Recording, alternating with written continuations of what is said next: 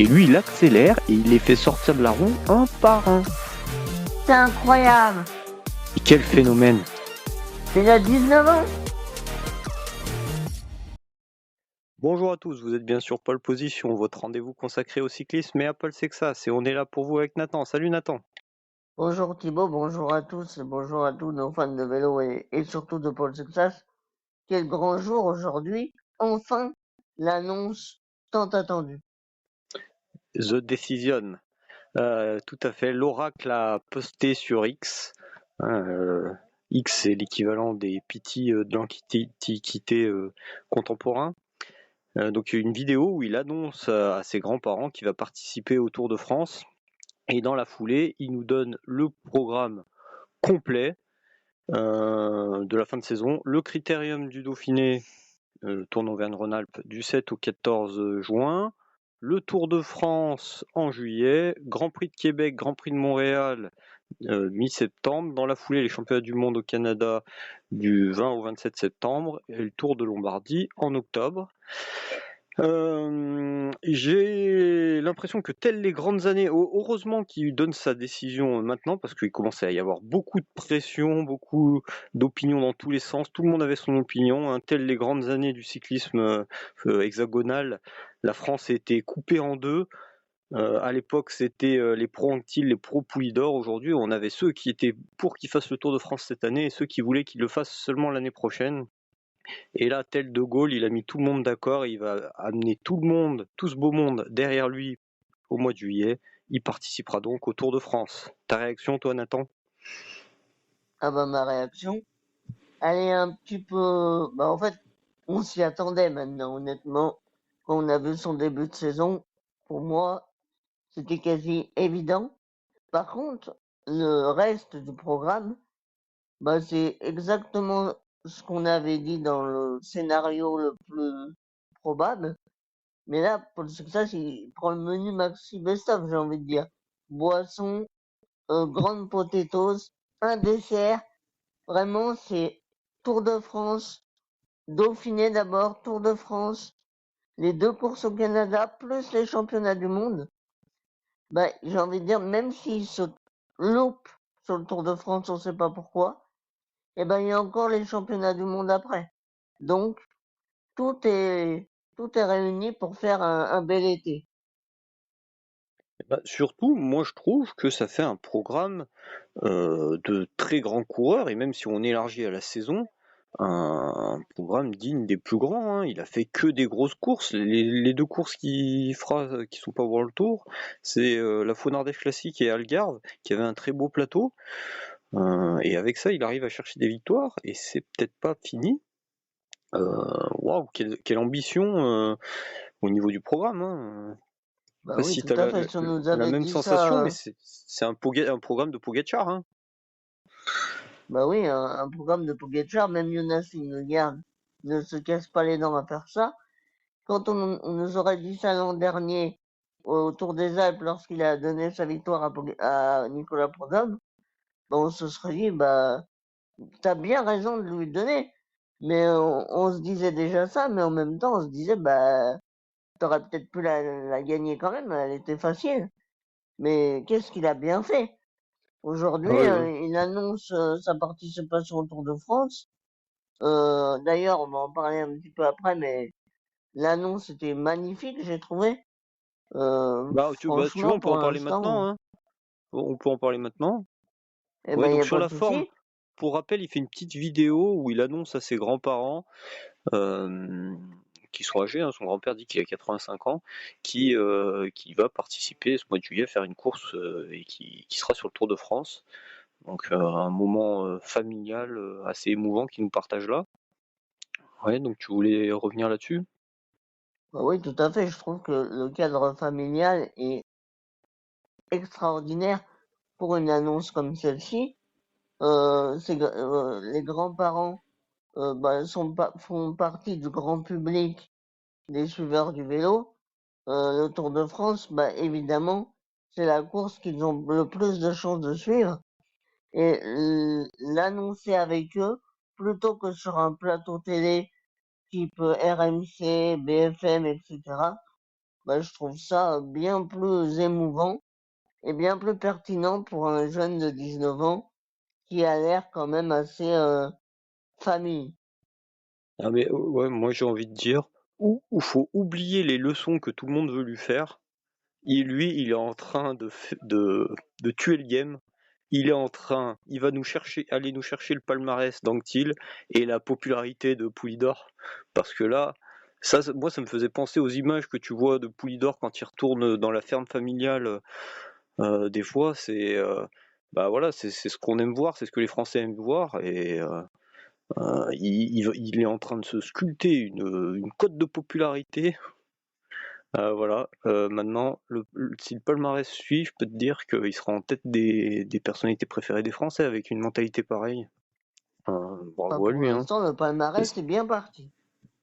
Voilà, c'est autre chose que Bernardino, qui a toujours eu du mal sur ce côté-là, hein.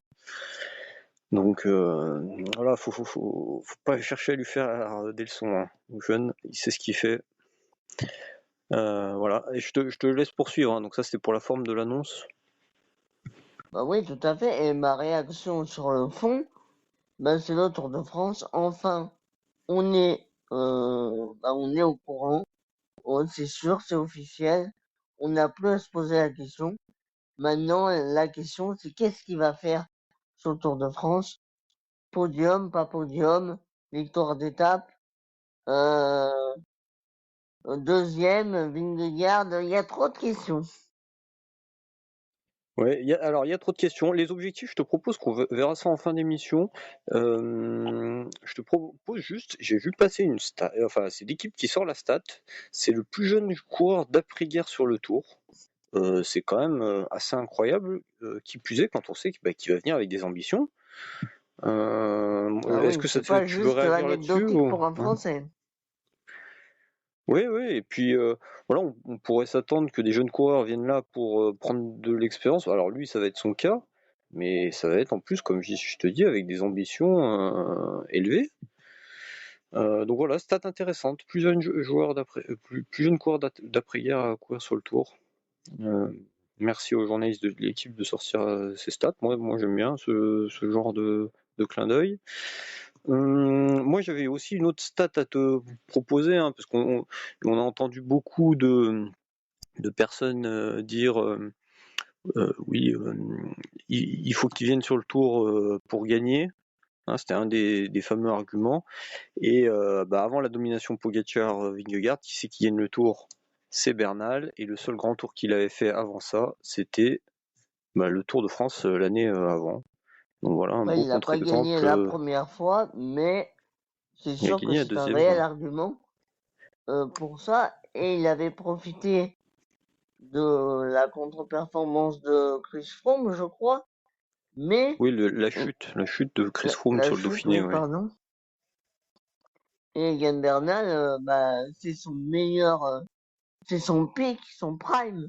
Egan Bernal, c'était à ce moment-là, aux alentours de ses 19-20 ans. Bon, malheureusement, À cause de ça a sa mal chute, hein. fini. Mais Voilà, à cause de sa chute, parce qu'en tout cas, on voit qu'aujourd'hui, là, donc 7 ans après, il a toujours la motivation, il s'alignera sur le Giro avec des ambitions à la hauteur de son talent actuel, gros hein, mental, Egan Bernal. voilà. Sinon, moi, il y a une chose dans ce programme. Alors, on n'a pas vu les championnats de France de marquer. Et Alors, oui, est-ce que c'est volontaire ou est-ce que c'est simplement un oubli naturel? Nous, d'ailleurs, quand on avait fait le programme, je me suis aperçu, enfin le programme provisoire, qui était plus ou moins ça, comme tu dis, hein, dans le scénario assez classique. On n'avait pas parlé des championnats de France non plus. Alors, est-ce que comme nous, il l'a oublié? Ou est-ce que il fait l'impasse pour se préparer au maximum pour le Tour de France? J'ai vu RMC qui disait qu'il faisait l'impasse sur un article, RMC Sport. J'ai pas eu d'autres confirmations, donc je suis un peu en attente là-dessus. Toi, t'as vu passer plus d'infos ou pas? alors, j'ai pas vu passer d'informations. Après, mon opinion, c'est que pour moi, c'est improbable qu'il ne se présente pas au championnat de France à la Tour du Pin cette année.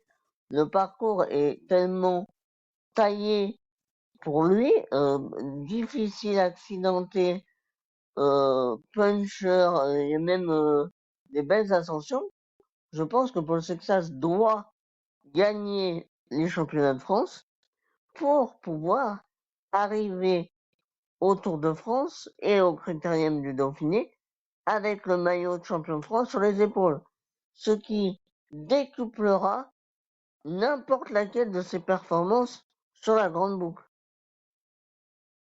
Et Bah, pour, ouais, on voit des fois des gars qui font l'impasse hein, pour se concentrer sur le Tour de France, donc pourquoi pas.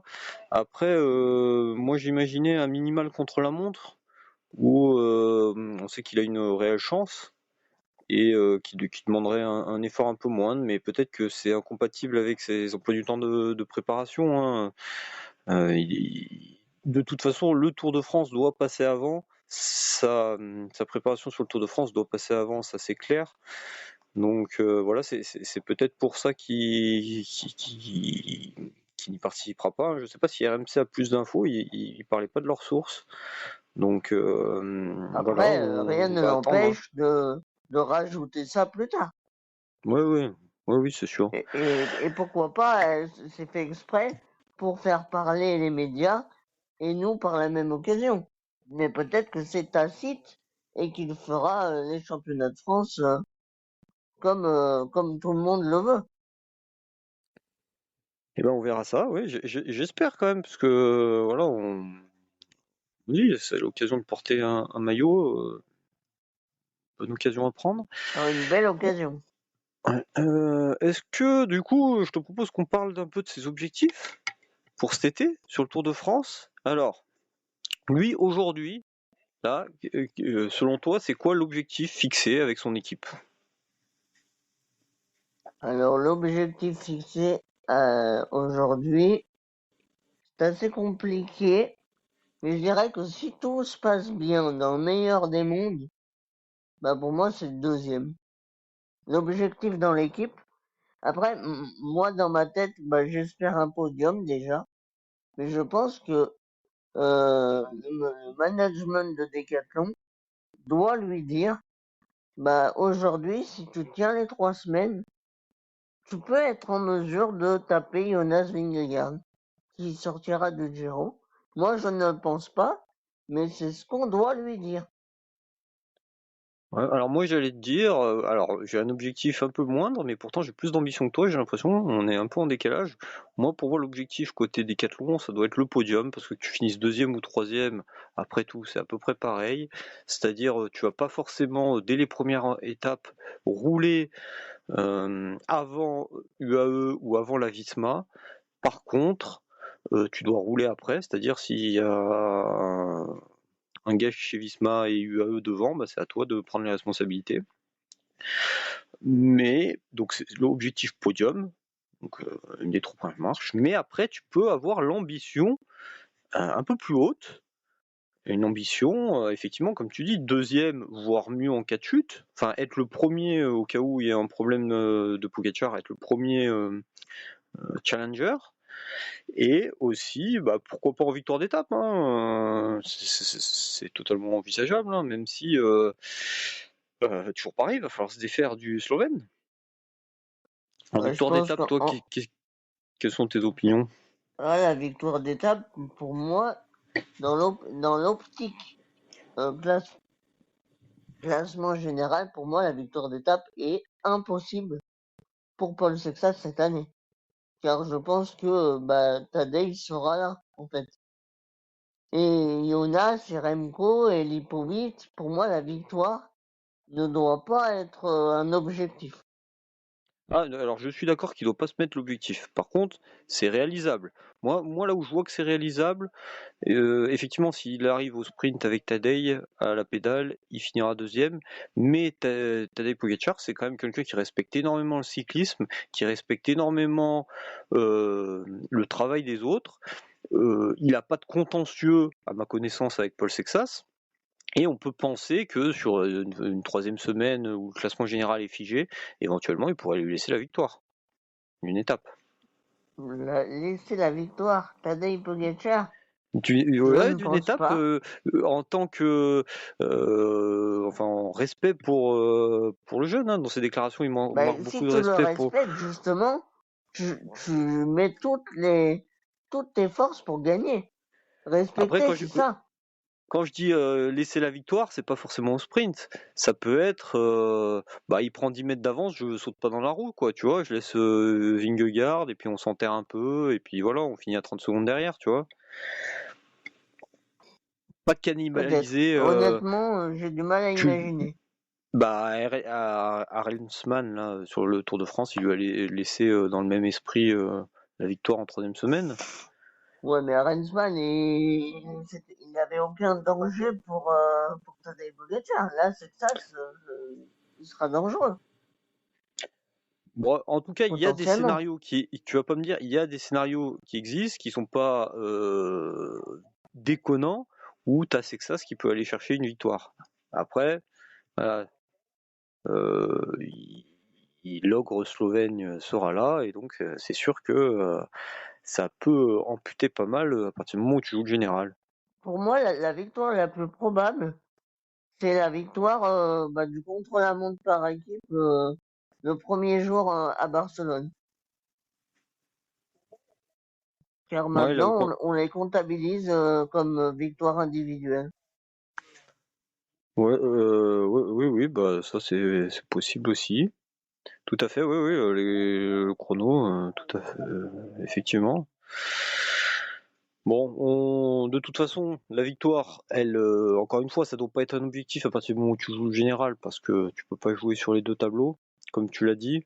Objectif podium, et la victoire découlera si jamais l'objectif podium est là.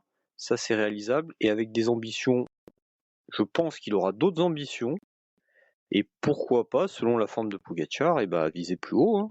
Il a pas l'air de se fixer de limite, hein. Et tant mieux. Et il va nous permettre de rêver. On fera peut-être des épisodes, de plus en plus d'épisodes là-dessus. On aura le temps, hein, d'ici le Tour de France, de faire des previews, de faire un peu d'anticipation. Au niveau de l'équipe, toi, qu'est-ce que t'en penses du coup? Là, ça va être tout pour Paul Sexas, on est d'accord, hein, pas d'Olaf Koy. Ah bah oui, Olaf Koy, là, on sait même pas trop où il est d'ailleurs. Et Andresen va sur le Giro. Donc cette fois-ci, on est certain maintenant, après la victoire à la Flèche Wallonne, le Pays Basque, etc.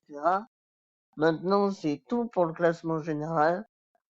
Les mecs qui sont pour le classement général auront peut-être des opportunités pour faire une petite échappée par-ci par-là. Mais sinon, ce sera tout pour le français. Notamment, sur les portions plus linéaires, on aura Danoulo, je pense. On aura Stéphane Bisseguer. Et sur les portions plus grimpantes, euh, en montagne, on aura Mamacho Recitello en lieutenant, mais lieutenant pas second couteau, hein, lieutenant juste pour le soutenir. Et j'espère voir Tige Benoît qui est absent depuis le début de saison malheureusement. Et sinon, des Aurélien Paré-Peintre, Léo Bizio, etc. La jeunesse. Ouais, une équipe jeune, peut-être manque d'expérience mais pour le podium, ça sera amplement suffisant et très bien pour entourer Paul Sexas. Hein. On fera, hein, après le critérium, je pense, on fera un grand épisode sur l'équipe, le critérium du Dauphiné, en fonction des forces en présence. On reviendra aussi sur les ambitions qu'il peut avoir légitimement en essayant de rester les pieds sur terre, mais sans manquer d'ambition, en étant un peu optimiste dans les semaines à venir. Ça peut être pas mal ça, en essayant de rêver un peu. Merci en tout cas pour ton temps, Nathan, et puis cette réaction à chaud. N'oubliez pas d'aller écouter notre épisode d'hier sur le Tour de Romandie où on analyse la performance de Pogacar. Ça peut être pas mal de le réécouter avec maintenant qu'on sait qu'ils vont se confronter au Tour de France. Et alors pour l'instant, la tendance dans les commentaires d'ailleurs, c'est plutôt d'aller dans ton sens, Nathan, c'est-à-dire Pogacar, il a géré, voire même il y a Maxime qui nous a dit il avait peut-être un peu la flemme, manque de motivation, et c'est vrai qu'il avait l'air, le body language de Pogacar avait l'air bien différent de celui de Liège, hein. Je sais pas si tu as eu le même sentiment, il avait l'air un peu saoulé. Bah, il est venu là en véritable collectionneur. Il a complété le Pokédex, j'ai envie de dire, des courses World Tour qu'il n'avait pas obtenues. Il continuera sur la même lancée au Tour de Suisse. Mais je pense qu'au Tour de France, on le retrouvera avec une motivation bien plus importante et il aura un nouveau concurrent, nouveau, parce que bon, Jonas Vingegaard, ça fait 5 ans qu'il se le tape, il en a peut-être un petit peu marre. Là, il aura un petit Français qui pourra potentiellement, pourquoi pas, le devancer dans des attaques dans des cols. Oui, Pourquoi dans la pas? haute montagne, tout à fait, non mais moi j'y crois, hein. Moi j'y crois, je t'annonce, j'y crois. Et on Et à verra la ça au mois de limite, juillet, on a si hâte. tu Et me juste dis, Pogacar, quand même, faut quand même se demander, c'est ça que je voulais dire, son body language, est-ce que c'était un manque de motivation ou est-ce que c'était aussi la fatigue cumulée sortie des Ardennaises et de son très grand pic de forme, tout mars, tout avril pour les classiques. Donc ça c'est la question, et la question qui va encore nous tarauder, au moins jusqu'au Tour de Suisse, voire jusqu'au mois de juillet, on l'espère. Tu voulais rajouter quelque chose, Nathan? bah oui, si tu me dis que Paul Sexas attaque dans des ascensions type, je sais pas moi, l'Alpe d'Huez ou un grand col des Alpes, par Oui, le exemple, j'ai Galibier. pas le nom, Le le Galibier, Galibier. parfait. Et si il essaye d'attaquer Pogacar, ben ce sera déjà une victoire pour moi. De devancer le Slovène. Ah, donc bah, ça fera un objectif sympa alors, hein. Podium plus essayer de mettre un peu en difficulté, enfin La modérément, hein. stratégie UAE. Voilà, et ne pas se laisser dicter la course, et bah c'est intéressant ça. Tu finis sur un point intéressant qu'on pourra développer dans les prochains épisodes. Merci à tous pour nous suivre. N'hésitez pas à nous dire en commentaire vous ce que vous pensez de son programme, et à très vite. Et allez Paul, on est On dans est ta dans roue. ta roue.